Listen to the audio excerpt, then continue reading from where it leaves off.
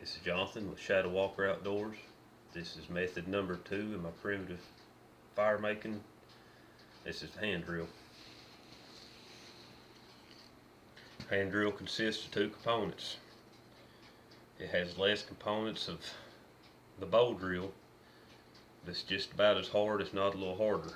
Got a lot of things work against you. The moisture in your materials, moisture coming up through the ground, just the moisture in the air. There are several different types of woods that you can use for a fireboard. There's cedar, buckeye, and big leaf maple are a couple. A general rule of thumb, if you can mark it with your thumbnail, it's soft enough to work. The spindle that I have here is a piece of ironweed. You can use big leaf maple, mullein. There's numerous others. Most people start out with a spindle this long, but if you learn the method of floating, you can go to a spindle this long. The benefit of that is it's hard in nature to find anything straight, so it's simpler to find one shorter than it is longer. It's a lot like a bow drill.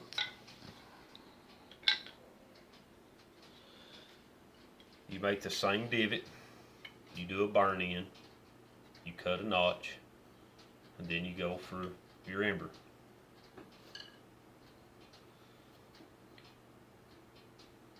Just make your divot roughly the same size as your spindle, and my general rule of thumb is something about the size of your pinky.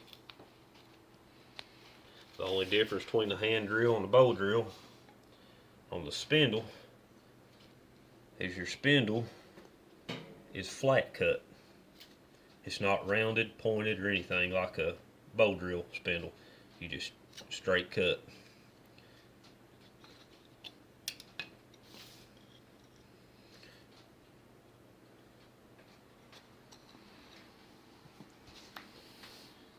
Whenever you do it, the first thing you need to practice is floating.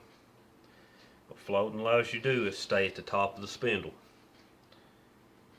You start off fingers to palm, and you make a full length of your hand and stop. You reset your hand up, come back, reset the other hand. It's almost like washing your hands, and it allows you to stay to the top, keeps you from going down, having to stop, letting your board cool off, reset, and go. Once you get to your third gear, trying to make, you can do that. It's kind of your last push for an ember. But on your first gear, it's just real slow, not really thinking about anything, just floating. What this does is it'll heat up your spindle, heat up your fireboard. But right now we're just doing a burn in, so we still have to cut a notch. What I'm doing right now is called mating. It will form a pocket between the fireboard and the spindle that match. That's called burn in. And now what we'll do is we cut our notch. Most time you'll cut it about 1/8 of the way into your divot. You don't want it too wide or your spindle will pop out.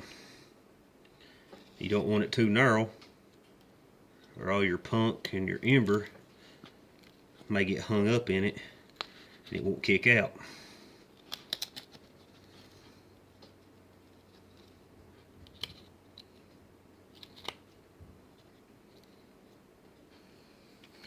And that there's about right.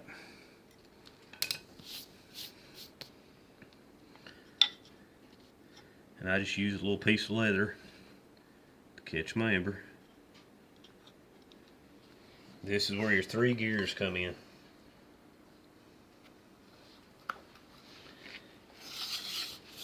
Just float.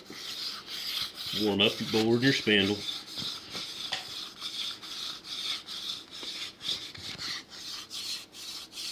What you're looking for is just a wisp of smoke or a little black powder, punk.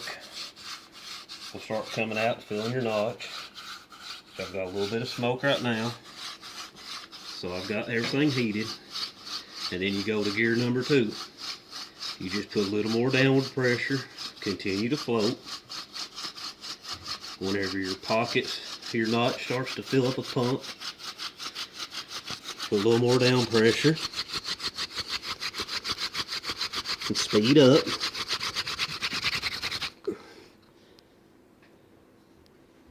And you've got an ember.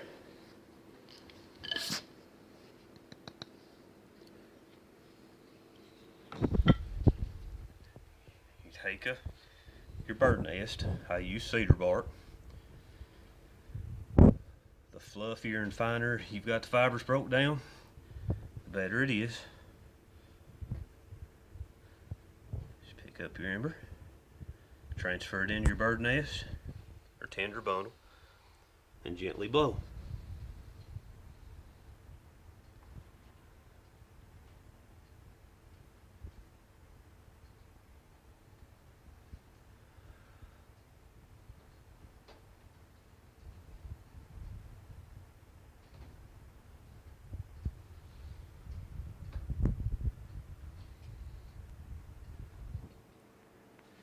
And there you have it. Just remember the words of Morris Kolinsky. The more you know, the less you care.